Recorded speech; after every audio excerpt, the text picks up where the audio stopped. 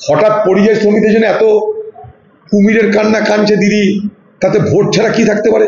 দিদি যখন কাঁদবে তখন ভোট থাকবে, এটা মাথায় রাখবেন। দিদির কান্না মানে ভোটের বাজনা, এটা মাথায় রাখবেন।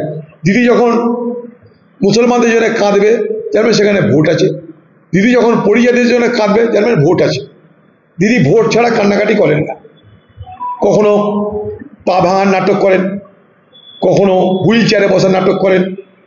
ভোট আছে দিদি নানা রকমের নাটক শুরু হয়ে যাবে।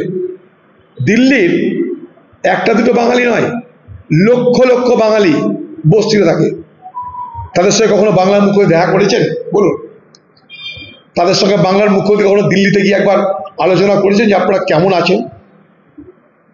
করেছেন না।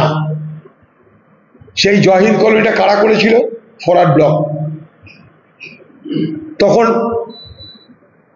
গৃহমন্ত্রী কে ছিল? এল.কে. আডবাণী। দরবার করেছিল ফরওয়ার্ড ব্লক।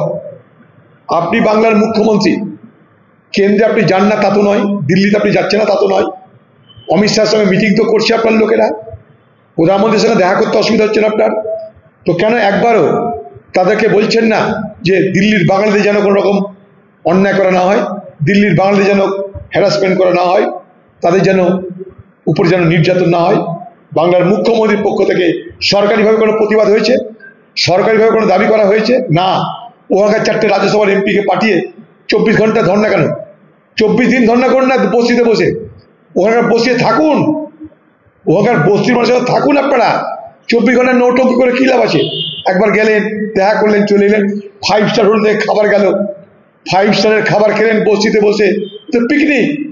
ওদিকে পিকনিক হবে, এদিকে 21শে জুলাই পিকনিক হবে। আর মানুষের জন্য বিচারের জন্য সেই মানুষকে কোর্টে গিয়ে তাদের ব্যবস্থা করতে হবে। আর আপনি চোরদের জন্য কোর্টে যাবেন, কিন্তু শ্রমিকদের জন্য যাবেন না, পরিযায়ীদের জন্য যাবেন না।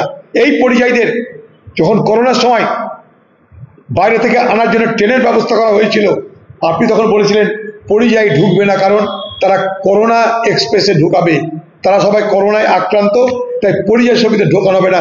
আপনি পরিযায়ী শ্রমিকদের এই বাংলায় ঢুকতে দেননি করোনার সময়, বলেছিলেন করোনা এক্সপ্রেস বাংলায় আসবে না।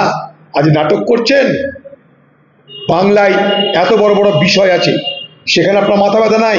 আরজি কর নিয়ে মাথা ব্যথা নাই, কসবা নিয়ে মাথা ব্যথা নাই, এত হাজার হাজার শিক্ষক শিক্ষিকা আন্দোলন নিয়ে মাথা ব্যথা নাই। কারণ এদের ব্যাপারে যে আলোচনা চলছে, সেখান থেকে আলোচনাকে ঘুরিয়ে দিতে হবে, ঘুরিয়ে দিয়ে অন্য লাইনে নিয়ে যেতে হবে, যেখানে ভোটের লাভ হয়, যেখানে ভোট নিয়ে নতুন কারবার করা যায়।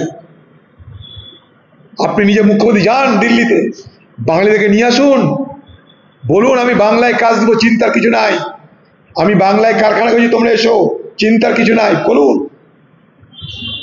আরে বিধানচন্দ্র রায় বাঙালিদের নিয়ে গেছিল ছত্তিশগড়ে, আন্দামানে ব্যবস্থা করেছিল তাদের, দিল্লিতে এই বিধানচন্দ্র রায় ব্যবস্থা করেছিল, তিনিও মুখ্যমন্ত্রী ছিলেন। দুর্ভাগ্য আমাদের সেই মুখ্যমন্ত্রী দেখা যায় না বাংলায়। বাংলা টুডে নাও